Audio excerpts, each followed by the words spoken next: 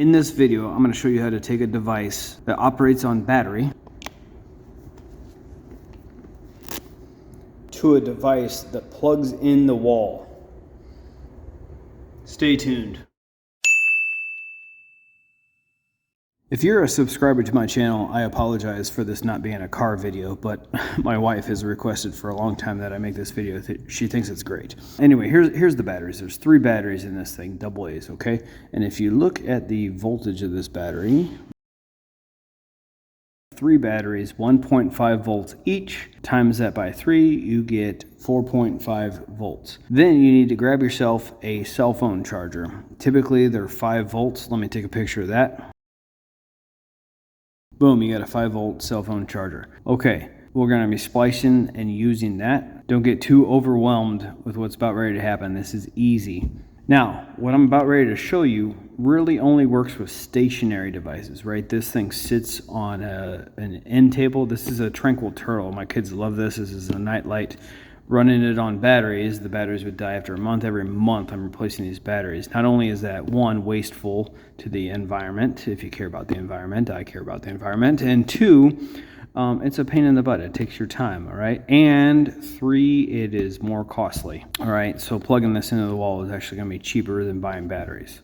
If you have devices that move, such as like a remote control car, things of that nature, no, that's not going to work. But if you have an alarm clock that runs strictly on batteries, or a Tranquil Turtle here that is stationary, just runs on batteries, whatever device you have that is low voltage that runs on batteries, this is going to work for you. Now you're going to ask, so this is 4.5 volts, but the adapter that I have is 5 volts. Listen, if you are within about 20% one way or the other, it's going to be just fine. Don't go beyond about 20% in the differences in voltage, otherwise you could end up frying the device. If you go too high in voltage, things could go wrong. Just don't go beyond 20% or so one way or the other in the voltages, or get a different power supply. You don't have to use a cell phone charger, which I'm using in this case. You can always buy an adapter that looks like this, where you can select the voltage, okay, and splice it and solder it in like I'm about ready to show you, just the same way. Here is all you're going to need. You're going to need a soldering iron here. You're going to need some solder, a pair of scissors or tin snips, and wire strippers. You don't have to get these nice wire strippers here. You can get a really basic pair. I'll link this pair as well as a cheap pair down in the video description below. I'll link this in the video description as well. But you don't have to buy this either. You can get a really inexpensive soldering iron. I'm using this one because I solder a lot, okay? I'll link this one as well as an inexpensive one. Okay, first order of business. It doesn't matter if this is micro, USB, USB-C, whatever. Your power supply that I pictured earlier has what its output is, okay? What you're gonna wanna do is just take your scissors here and just a couple inches down below this thing, cut it off. Now that that is cut off, take your wire strippers. I'm using a nice pair here, and come on down here. And let's go ahead and strip off the black jacket of this. Just like that. Boom. And you're going to reveal 2 wires. Got a black, got a red. You're going to need to take off the insulation of these 2 wires here. This is the negative, this is the positive for the 5 volts. Just like that. Now you can see that there is copper right here and copper right here. Now here's where the 3 batteries went, 1.5 volts, 1.5 volts, 1.5 volts. You got 4.5 volts here. This is the negative where this spring is. This is the positive where the top of the battery is, just like how the battery shows, where you have the bottom part of the battery being the negative and then the top part being the positive. Boom, positive right there. Now here's what I recommend you do. Take your black wire and put it around the spring here. Now that that is kind of pinched around the spring, here's where the solder comes in. The first thing I recommend you do is heat up your soldering tip and heat the spring. It's like a preheat, okay? Preheating the spring. And get this solder in here. That is on there. All right, now we got to do the positive. It's right down here. Okay, again, I would recommend come down here and preheat this. Then get your positive wire, your red wire here.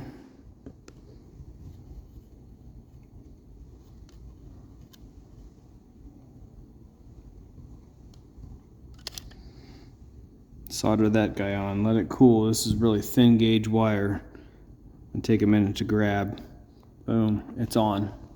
Okay, we got the black wire running over here to the negative. We got the red wire running over here to the positive. You can see the positive down here. Hey, usual stuff for us YouTubers. If you like what you see, please subscribe. Please like this video. There's a super thanks below if this is changing your life by being able to plug stuff in. Also, in the video description below, you can click a link to my digital tip jar. Buy me a coffee. Now again, I'm showing a Tranquil Turtle here, so not everything's going to be the same, but I'm going to put this bezel back on to kind of pinch the wire underneath it to help hold it. You could also tie a knot in this or whatever on the other side, but I'm going to just screw this down nice and tight, and it will take the strain off these wires. Okay, there's the bezel back on. Now we can put the battery cover back on here, and I will screw this down right here and get right back to you. Okay, here's the Tranquil Turtle all back together. Here's the batteries chilling over here. Let's plug in the adapter into the wall. And here is the power button. Let's hit it. Oh, there it is. You will never have to replace the batteries in this thing ever again because it does not use batteries anymore. Not to make this video longer than it needs to be, but let's do one more with a slight variation. Here's a Minecraft nightlight that my son has, and we're going to remove the battery cover here.